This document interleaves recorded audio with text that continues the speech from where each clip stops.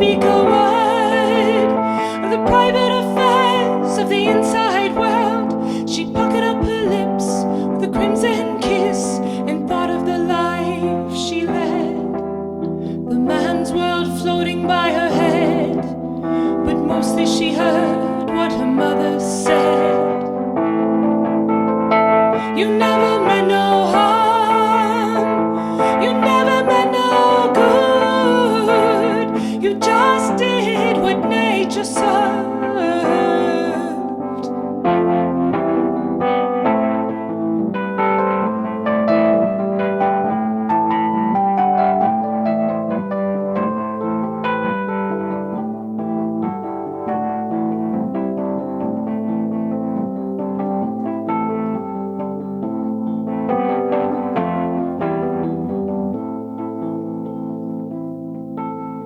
Candlelight flickered on the parlor walls of her London flat. In a scrying glass she peered and suddenly saw what she feared. A cold wind whipped her tears. She called up her faithful steed. He took her to fulfill the deed. Entering the hall of the captain's ball, she danced in a golden gown. Frozen in time and locked in her eyes, they didn't make a sound.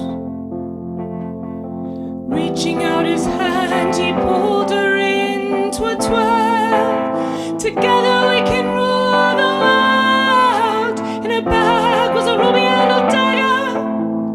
Inside she knew she had the answer. This will reveal the truth that they must hear.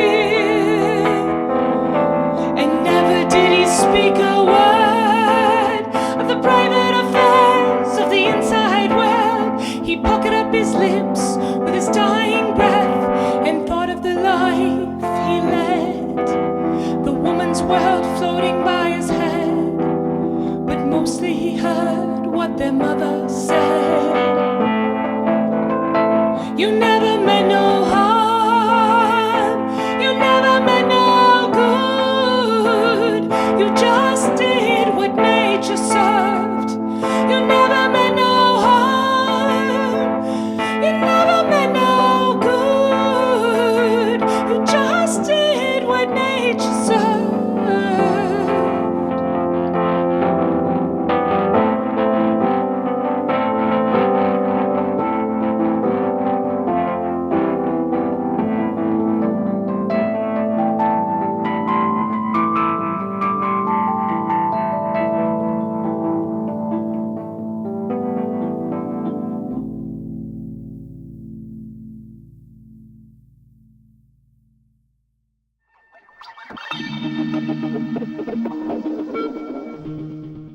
Do you ever do we ever get a chance to just play and only focus on what you're doing? Because I don't. I almost feel like constantly if it's not that person in the crowd, then I'm thinking about something else. It depends how much my my meditation is intact, right? So like when I was sober for like 4 years, and I was meditating a lot because you don't have anything else. Like you can either like fight people or meditate. Like those are the only two outlets you still have as a sober person. And being able to like get in that state where I could like feel my breathing, right? And I could navigate, if big emotions are coming up or whatever is happening, I can still get back to my breathing. And then, so when I'm performing, it's the same thing. It's just external at that point. So I can start to mentally navigate to places. And I can notice when I'm paying attention to this over here and then navigate to the snare and let everything else kind of go and navigate to, pocket and let everything else go and hang out there. And then when I think about it again, I'm out and I can bring it back. Mm-hmm. Yeah. So there's moments and I don't know, for me, it's definitely like kind of a meditation thing. Anyway. So your performance just now, talk to me about that.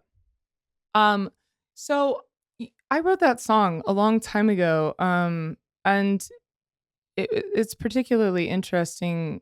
Now I've been reading this book called The Movement, and it's about the women's movement from 1963 to 73.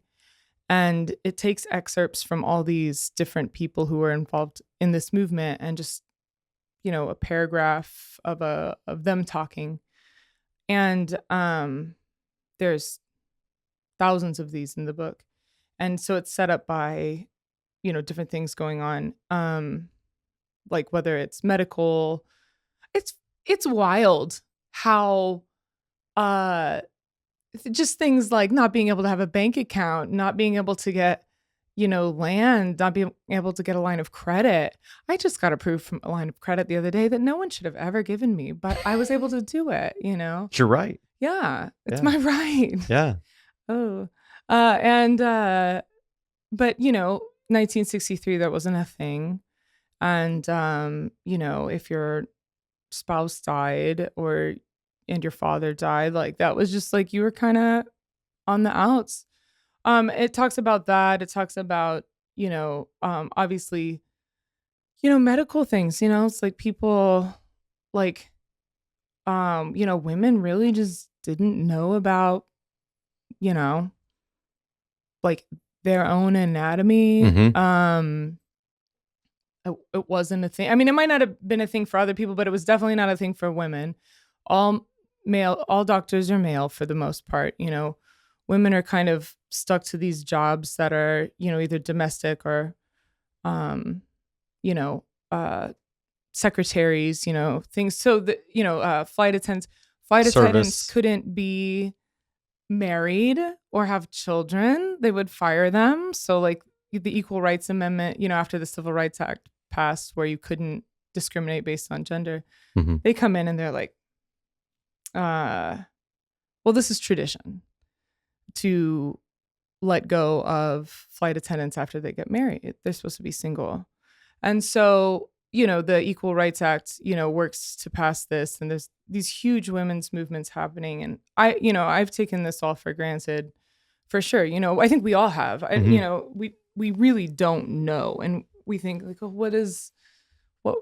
what rights are there left, to even have, But there's a reason. When you read about the history of something like this, you see how many factors come into movements. And like, I think we're in a time where we have to make a movement, continue making movements. Yeah. And we have to do that by being together, and kind of creating space for us to be together and then collaborate, right? So the reason I bring all of that up is to say in the song, the first kind of part of this is about is told from the perspective of a woman who is probably like it was actually, I bought this painting from an artist and I have no idea who it was off right now, at Bonnaroo in 2013. I was working there with my partner at the time, Jeff Skelly, who's a painter. And I bought this painting and it was like this kind of woman, like Flappers 1920 style, and she was like riding a peacock. I thought it was so great. So she got her own song. And so in the song, she's kind of like a courtesan, type, and she's, visiting all these people. It talks about the police and the priests, and she's servicing all of these people, however, and a lot of it is talking, and that she's got to kind of keep, she doesn't talk about any of what's said.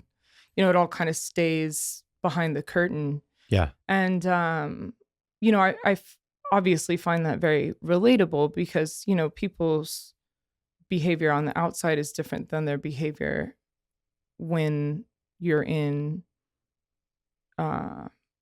one-on-one or in like an intimate setting, or, there's a trust gained of some sort, whatever it is. It doesn't have to be intimate always, And so, and then in the chorus it talks about the she hears what the mother said, and her mother says, you never meant no harm, you never meant no good, you just did what nature served, right? So there's a feeling to that. By the time we get to the second half of the song, she's kind of on a mission. She finds this man who's a captain. She goes to this ball. They're dancing. And she realizes she's going to have to like kill him. She saw it in the scrying glass earlier and halfway through the song, right? Yeah. So she does. She takes her dagger and just kills him, I guess. And then so he's dying. And he sees, her world in some ways, but mostly hears, and the line changes to what their mother said. So you find out like their brother and sister. Okay. Yeah. Right. And so it's the same line repeated again, but it feels so different because it's about his perception of what the mother said. Mm-hmm. It's in the societal context of what, and I didn't plan it that way, but it feels that way when I sing it because the way the mother's saying the same words of you never meant no harm, you never meant no good, you just did what nature served. There's like this pass for him. Mm-hmm. And for her, it's like the secret. She has to keep it secret because of she's a woman and she's having to kind of hold space for men. Right. And their duplicity. Yeah. And at the same time, he's having to never speak a word too, because I think that, men typically don't. So that's what it is about lyrically. Mm-hmm. He's like, it's a charge to her and then it's like a right to him or something. Yeah. It's kind of like a hush hush to her. Like, you're just doing what you're supposed to do as surface men, in mm-hmm. whatever capacity that means. You are subservient and you serve men. And, of course, she takes that into her own hands and just, it's like, sorry, bro. Yeah. And, So, it's interesting. Like, I don't know that perspective of that song, like, I knew it was a play on words and perspective, but it didn't occur to me until I was playing the song yesterday to get ready for today, that I could really feel more of the depth. And that's the thing about playing songs. It's like you write these songs and there's always like more depth or something more revealed, and you never know where that's going to come from or how, what you've been through like kind of reveals just more context. And that's what art is, right? It's mm-hmm. like you look at a painting 20 years ago and then you look at it 20 and now, and it might bring you back to then or the same memory, but it might also have some greater context. Yeah. And then when you look at it and somebody else interprets it, yeah, then you get the different perspectives, and this one makes it art. It's fucking wild. Can I cuss? Yeah. Okay. I think that's why people, and you hear it a lot from songwriters, but I think it's everybody. I think comedians or graphic artists, and they'll be like, just work, just create. And meaning will be there. Meaning is inherently there. Right. And your perspective is, you cannot get away from that. You cannot write something that is in a vacuum, or that like try to write something that has no meaning. Just try. You know? Like you can't. There will be inherent meaning in it, and it will continue, the meaning will continue to grow. And that's why the point is just do it. Yeah. Get in, write something, do something, say something, and then share it. Get out and work it, somehow. Yeah, I mean, I think that's what's so important about it. It's like the judgment piece. Is it good? Is it not good? Is it commercial? Is it not? Whatever. Okay. I think it's the same thing with singing. I always felt like I had a different kind of a voice, and I don't know that I was trying to change it. But I found when I work with certain like vocal coaches and things, what I've learned now and what I tell my students is when we do these vocal exercises and when we do vocal technique, we're not trying to change your voice. Mm-hmm. Your voice is, I wish somebody would have told me that when I was young. Like, your voice is amazing. It's unique. It is just your voice. It doesn't really matter if you like it or not, or how you even feel about it. What we're trying to do with vocal technique is make it so that, like we were talking earlier, is like, I'm not going to get vocal damage singing this way, which I have a lot of. I'm not going to get tired singing. I'm going to be able to sustain. I'm going to be able to create space so there's not tension. Things aren't getting pinched. And so more of my voice can even be, so I can use my voice the way I want, but my goal is not to change my voice. Right. And, when I tell a student that, like, their face lights up. I'm like, I wish somebody would have told me, like, no, your voice is perfect. Mm-hmm. Now it's the technique, and that's it. And I think it's the same thing with songwriting. It's like, my recordings too, they're like 10 years old, and like I can hear my little baby voice on there, and it's like, well, if I really need to record more, some of these things now, and I think I too stepped away from recording music. Like, I played, my own songwriting, and it felt very vulnerable to sing songs like that. And they started to become personal instead of stories of other people. They were almost about myself. Yeah. And I think that was a shift and something I was uncomfortable with. And so I created an entire world called the Helium Queens universe. And I started songwriting through that, as a character, and I don't have to just express,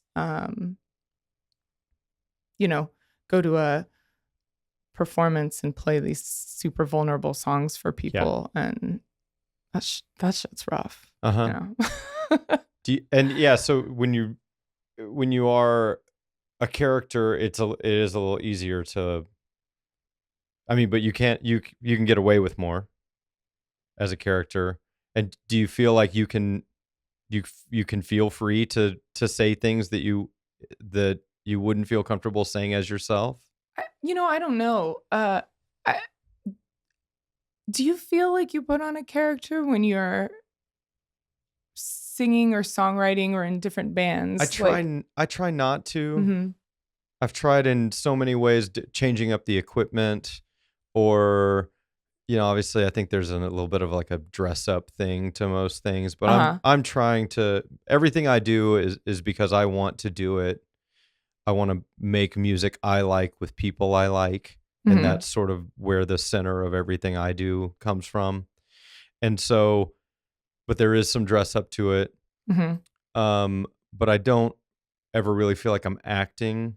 But I do have people who know me and who are close to me, or at least see me do a few different things, and they'll be like, "You seem a little more comfortable in this space or something than you do in this other one or whatever." And that's that usually is like, yeah, well, yeah, sure, yeah. Some things just are have been there forever, and some things are things I've just discovered in the however much time or what, but I like having all these different outlets, right? But it is still me, yeah, at the center always.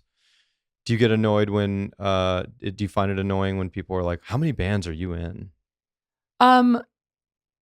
Yeah, because I don't want to count. Yeah. I'm like, it does. Yeah, it feels like it doesn't matter. So how many bands are? No, I'm sure. Well, like, yeah. What do you like? Do you like that freedom of like bouncing around and not having to be like, this one thing identifies me, or? Yeah, it's really interesting for me. I feel like, we're talking about characters, and I don't know that when I go up, I'm acting. I know that there are super vulnerable things with my personal songwriting, which I very rarely perform currently. I just had to stop because it was not going in a way that I enjoyed. And so or that I was comfortable with. I think everything's kind of like a performance art for me. There's piano, and that was kind of what I always did growing up. So I started playing piano when I was 7 or 8 and never stopped. And I created this world even in that where if I get really good at piano, like bad things won't happen, or I'll be able to pay the bills, or the landlord will hear and he'll like not be hard on my parents' rent this month. This is something I always say because I created like this whole system up to make it important in my head that was definitely not just about the music. In fact, I had like a really kind of contentious relationship with music and piano because of that, because it felt like something that I'd created that I had to do, which, is largely narrative, but there's a performance arts element to all of these things, and like with Helium Queens, it totally changes the context in which I'm approaching subject matter. And, it's a sci-fi element. Like there's a lot of grieving that character does for the world and for, loss of love or whatever. Like there's all these, and just the love of humanity is really in there. Like, my character is very obsessed with humans, and wanting to understand that, and then in like the Polyphonic Spree, I'm the keyboard player here, and then in like the Madonna tribute Prima Donna, I'm the keyboard player, backup vocal. I feel like kind of like a hype man in both of those situations. It's like I'm holding it down. There's so much piano in the Spree, and there's, keyboard bass in almost every song in the Madonna. And, so I just try and provide energy and lots of energy to the singer, the lead singer, so that they feel supported. That's what I'm thinking I'm doing, but then in all of this, there's also this money versus not money. There's this creative versus commercial. And that's a struggle, I think, because sometimes I change into, with the Madonna band, it's like I'm in pretty much like in some lingerie, some fishnets, and I love it. It feels very like a superpower to dress like that. Like I don't have to worry about certain things dressed like that, except for the sound guys before the show. Sorry, sound guys, I'm about to throw you under the bus. Because I often get treated a certain way if we don't have a relationship. I get treated a certain way when I show up like that, and versus everybody else gets treated a different way. And I mean, that's a whole other thing, to talk about. But, by the end of the show, we're all friends and like shake hands. Do you think like dressing that way, allows some people to like opens up a certain kind of conversation? A stereotype. Yeah. I would say. Yeah. I get pretty, I mean, we all have the problem where, is it a cable? Like, can you check this? Can you AB this? These things happen, but I think there's a difference in approach. I mean, it happens right in front of us, like for forever, where, and this is not everyone, but, again, people I don't feel like I have a relationship with it. There's a difference. And I find when sometimes, like when women sound check, I get a lot more of like, could you turn that up maybe a little bit? Just please, just. Most people don't sound check this way. Right. Most guys are just like, they're not asking for anything. Right. It's like this, and of course, there's a broad range. I'm not trying to stereotype all women together, but there's kind of this nervousness in approach. Well, there's a bit you have to. I mean, remember that they're there for you, not the other way around. And so, I mean, a lot of sound guys don't remember that. A lot of like baseball umpires don't remember that. It's like, what's the product here? Why are people here? Why is this band here? Like, why are you here? There's a whole bunch of things going on. And I think sometimes because you're in their domain. Right. That's their stage Right. and their room, and you're coming in, and it's like, hey man, just and we run into it as well. Oh, I yeah. think a lot of times people are like, oh, country band, I don't know what they think, but whatever it is, it's not. I try to be like, I think we're really easy, and it's like, but there's like several vocal mics, and everybody's got their own little situation. Right. But I'm like, at the, there's drum mics, everyone has a DI out of their amp, and then there's a few vocal mics, and you can kind of, if you'll pay attention at the very beginning of the show, you can kind of check out for the rest of it. Yeah. You don't right. like, you don't have to, it is not like intensive production wise.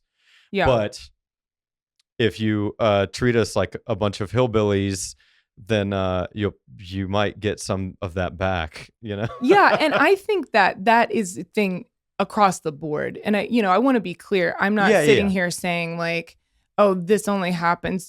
I think that this is there's so many elements to, like the stereotyping or being treated like a hillbilly or whatever. And this is the thing is it's not all sound guys. Yeah. It's not all sound people. It's really not. And when somebody is just, equal playing field, respectful, getting the job done, knows how to manage their emotions and space and has that, like it can set things up in a way, that's cool. And that exists, so yeah. And why are people here? Maybe it's for the show, but the sound person is the person who makes it sound good. So, they're all important. Yeah. But like, we love you, sound people. Yeah. I just want to say that. Would start a podcast interviewing sound people. Whoa. Grouchy McGrouchies. Yeah. Like, let's it's hear what it. we could call it. Get Grouchy it out. McGrouchy, a sound person podcast. Sorry. I'm stereotyping sound people there's now. Bartenders too. That's yeah. that's like actually why everybody's there. Mm-hmm. Or that's why someone opened up a bar and was like, well, I'll get music in here. I'll sell drinks. Yes. And I had an interesting one because a waitress or like kind of a manager / waitress at a venue that I really like, but I don't get to play that often, came to see me play at a different place. And I was like, well, that's crazy. Yeah. Like, do we not come to your place enough? And she was like, no, and on my night off, I want to go see music that I like. And I was like, that is a compliment. Yeah. And that she works at a venue and even wants to go see music on her night off, but then a band that comes into her place, and I was like, that's huge. Right. And ever since then, when I've been back, I'm like, you and we're cool. Yeah. What can I do for you? Because that's fucking awesome. It makes me feel really good. I think it brings up our competition versus cross culture, creating like a thing, right? Like, so you have multiple venues, and then people start showing up at these different places. And it's not that they're necessarily in competition. You're creating a culture. So now there's a music culture. There's multiple things happening. Yeah. People are finding each other. They want to go see what's going on over here, especially, when somebody, when Chad Withers shows up in Austin, and I'm like, brah. Yeah.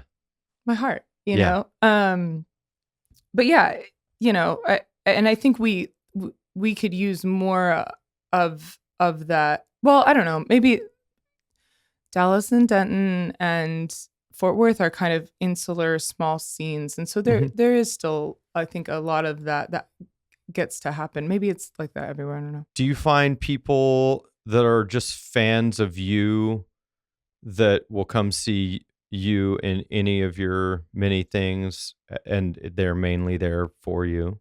That's huge. It's something I never expected or thought about, especially playing tributes, where people really, they just like what you're doing as a performer. And what else do you do? And then they show up to Helium Queen shows and whatever I can do to support, because they understand that local music and original music is as important, even though they found me through a Smiths tribute or, the Madonna tribute. That I think is really interesting. Yeah. Same. And I think it can bridge some of these things. Not as much as maybe it could, because the tribute bands are treated very differently. It's very different worlds. But it could be more crossovery, Yeah. That works into like sense of identity or whatever, because I did something recently, one tribute act, and a lot of people that follow another band I'm in were there.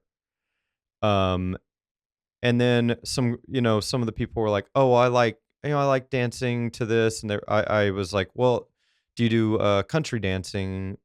Yeah, I like that. And I was like, "Well, have you ever seen my country band?" And they were like, "No, I didn't know you did that." And I'm like, most people I play for or know identify me as that. Yeah. And so it's very cool to be like, they've now seen me in 2 different projects and they don't identify me with that at all. And Right. and then all of a sudden I'm being like, "Well, come check this out. If you like that, you would love this." Yeah, because that's kind of what we're having to do. I'm like, if you like mushrooms, you should come to a Helium Queen show. You should. If you like outer space and Star Trek, I wish I would have said Star Trek. I think that would have been funny. I mean, you were kind of on the line there. The Star Trek. Yeah, I think that was just the morning accent. It's like 8 a.m. They've had us over here. So sorry. Do you do anything to cultivate that? Like, do you have a Poppy Xander website? I mean, I guess there's a website and it's there. There's like people have mailing lists and things. I think most of my stuff is just like social media, and it's kind of a crapshoot. Who's gonna see it? And I post. I kind of, a lot of things changed during COVID, right? Like, I think over time, what I started posting on social media changed. And so it's like a lot of flyers and a lot less emotional, personal stuff. Like I just kind of felt like social media wasn't the space for some of that vulnerability anymore. And which I think is incorrect. I think that because there were so many movements and things taking a lot of space, for me, I was like, well, this is important to make space for these movements and things. That was kind of, I think, the social media. I don't know what it was. Sometimes I feel like it was very like kind of trying to, I don't know, suppress something. I don't know if that was like a plan by the government. I don't know what I'm saying, but I stopped posting things that were so vulnerable, and I think I had really gotten known for being very vulnerable on social media and like lots of tearful crying posts and posting about things. And like one day I just felt like I lost kind of the spirit for that. And I bring that up because I was recently talking to somebody about this. It happened in fashion also. Like I was looking in my closet and I was like, none of these clothes feel like they matter anymore. Like COVID happened and it was like the serious loss and everything felt so heavy. And like wearing these kind of big, loud, obnoxious clothes after not doing it for a year or so didn't make sense. Right. And then, now it's like conservatism is like, it's like kind of everything feels kind of, it still feels that way. Like there's all these atrocities happening in the world. And so it's like, well, who, like it's changed like the way that I think about overindulgence. But it's weird because, if I wear a plain black shirt versus a vintage shirt I got that costs less and has been used and is not using as many resources, that's just happens to be loud. What is it really, Yeah. doing? And I'm like, so I think for me, I'm starting to like rediscover like expression in fashion and not judging myself and not you know and maybe like there's going to be a resurgence as there often is, with music. And music is very conservative right now. Mm-hmm. Everybody's doing the Americana. I'm sure the people who've been doing Americana the whole time are kind of like, fuck y'all. But because there's a lot of crossover into this kind of conservative right movement right now. It's passing. You can pass as long as you're doing the conservative thing, and I don't fucking like that. And so, because I've realized that and I have conversations, I can about these things, I can move in. And so with social media, I find it's like, it's just all my flyers and stuff like that, and because it's all print, it gets less views in the algorithm of scrolling. And so, yeah, it doesn't feel like a good way to communicate. And I don't know what the answer to that is. I think something in like, that's why I was wondering, like, if you created a space that just was like, this is where, if you want to keep up with me and my music, this could be off of Facebook or outside of social media or on, you could just say, well, look, if you want to keep up with me in this way. Yeah. And I do have a Patreon and that's kind of where I moved all of that stuff to. I think that's smart. But there's also then you have to post stuff on Patreon on social media to boost people going over there. A lot of it's free because, whatever. But, and most of that money has gone toward funding recordings. So it's like, it's all, being used to create art. So that's helped. The social media is exhausting. And then, but I guess then you might, if you felt like you could navigate people, be like, if you'll follow me over here, this is where you're going to get that. And then if you want to hear what I think and, and, be a part of who I am, that's still here. Right. But if you're kind of like, if you don't care about that, unfollow or don't pay attention. You just want to come see me perform. Yeah. Like both things can exist. Yeah. But I understand there is a little bit of you can feel like just by saying something, even if it's I'm upset or I'm unhappy, that can be kind of polarizing. That, just expressing your feelings about something can make you a target for some reason. Yeah. In this world. And that's fucking kind of over lame. It. Yeah. Kind of over it. Yeah. And then it's all just a bunch of computer work. It's a bunch of like business crap, and it's like when I get really busy, like today I'll be, I'm here and then I have my therapy and then like actual mental health therapy. Fucking A. Yeah. And then I do some coaching sessions. I teach some coaching sessions and then I have a rehearsal. Right. So, and it's like some days I'm having like 2 rehearsals, and a gig or whatever. It's bananas. When am I supposed to like get home and post anything anywhere? Like, and I think that still is a struggle for me to like, and for a lot of people to do it, and, I'm just on put it on my calendar.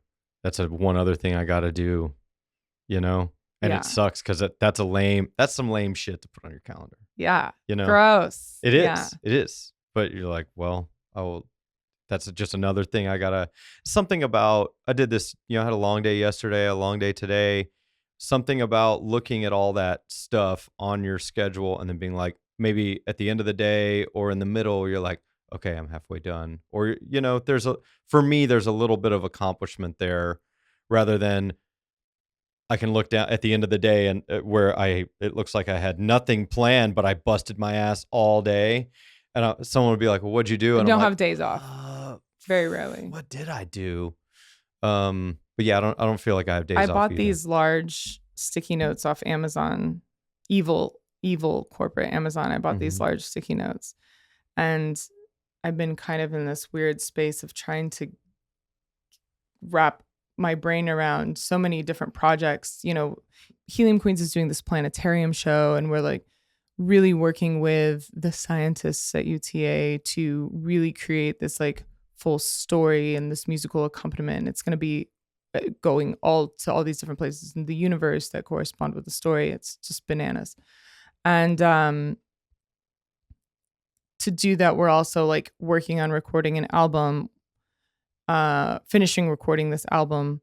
That'll be our second, like, you know, actual studio album. And then, you know, we're doing some fundraising for that. So just in that project alone, you know, and wanting to play a show outside of Dallas, you know, or DFW, it's like, that's like 50 things right there, right? Yeah. So, you know, and then there's, you know, all these other projects. So I got these giant sticky notes and I just started putting up all over the house, like things that I had to do. And it was starting to get crazy. And so like I did this for like 2 days. And then I walked in from a gig and like they were just like real cheap sticky stuff. And so they're just all over the floor. There's like sticky notes everywhere, just on this neon paper of every color. And they're still there. I just walk over them. They stick to my feet and Yeah. they'll probably live there for a while, you know? I think that's kind of okay. That's like, you know, write something down and throw it into the fire.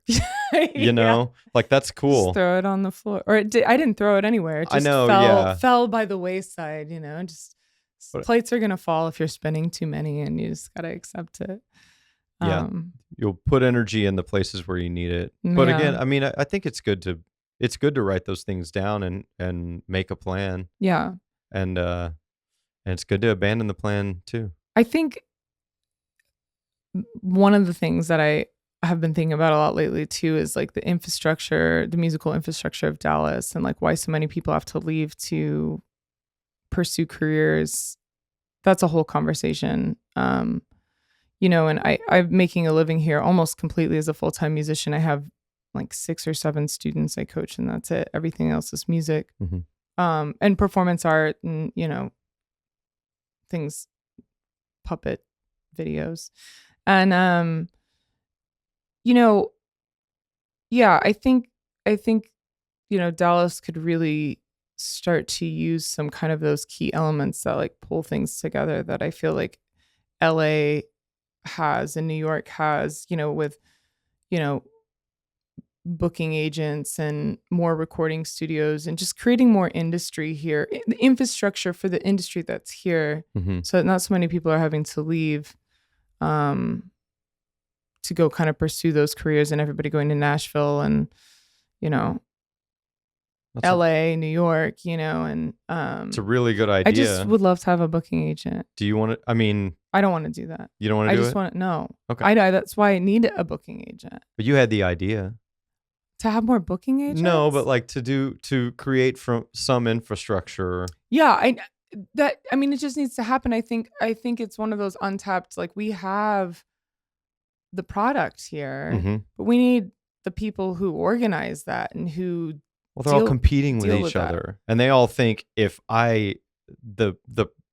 mindset of, I think, a lot of those folks, and again, I'm generalizing, but it's helpful for this argument. Yeah. Is I think a lot of people think if somehow you having a seat at the table means less for me. Oh, yeah.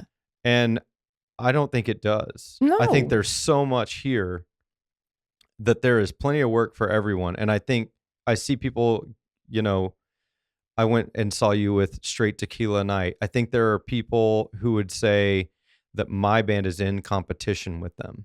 And I do not think that at all. You're creating a country music culture. Yes. You can't just have, if you have one coffee shop and everybody goes to that coffee shop, but then if you have 2 or 3 and then people are like, oh, this is, then it creates a culture of people who are like trying different coffee, right? Yeah. Like you have options and things and you can go to. yeah, if we could create a little bit more of, having, I think that's where the infrastructure piece would help sort out some of the mess, because it's competitive also, partially because I'm the one who has to do it, me. Mhm.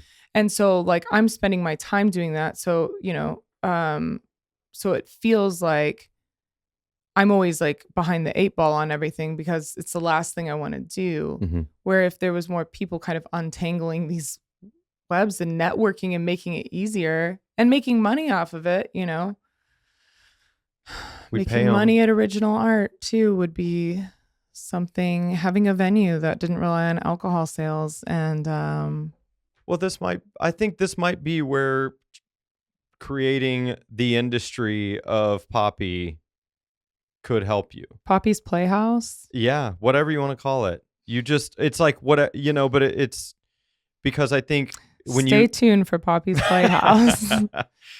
Yeah, trademark. We're doing, yeah. Yes, trademark. But yeah, I think that's one of those things where if you kind of set that into motion and say, then I think it could become a real thing. Yeah. And people go, because you do want people to identify you with your original art, but if they only see that it's just it's psychedelic or or it's this tribute or that tribute, it's like in the middle of all this is one person who is who all these things, and I think are that's a part of her. I don't know how that is with in other cities. It's something I've been thinking a lot, but like I think that is a thing here. Charlotte Franklin, people go to see her. Mhm. Chelsea, Danielle, people go to see her perform. And there's a lot of people where it's like whatever the project is, it's like they go to see these people. And I don't know if it's because it's a small enough community and you can kind of find people, like fans can find people and go see these things, so to be continued. Yeah. I think in that respect, you guys like a super group or something where it's We're very fortunate that we just kind of fell into each other's space. And that's because of Denton. Yeah. Mm-hmm. I think the same. We're in a really cool community where you can run into and create music with other people who are very like-minded. Yeah. And are also being pulled in all these different directions, but it's a cool thing that you guys have made space to, come together. Yeah. It's a cool thing. And we need a high speed that goes from Dallas to Denton to Fort Worth. And then we can just actually, be in all these communities at the same time. Yeah. Austin, Houston. Really fast. I don't know what I'm talking about anymore. It's still 8 a.m. Yeah, I know. I'm sorry about that. Well, thanks so much for coming by. I know. I wish we could talk forever. I'm glad. Thanks for having me. Absolutely. Thanks for having me. Thanks for being here. Thanks for watching this episode of Highland Soundtracks. If you believe in what we're doing, showcasing local and national artists, please subscribe to our channel and help keep the music alive.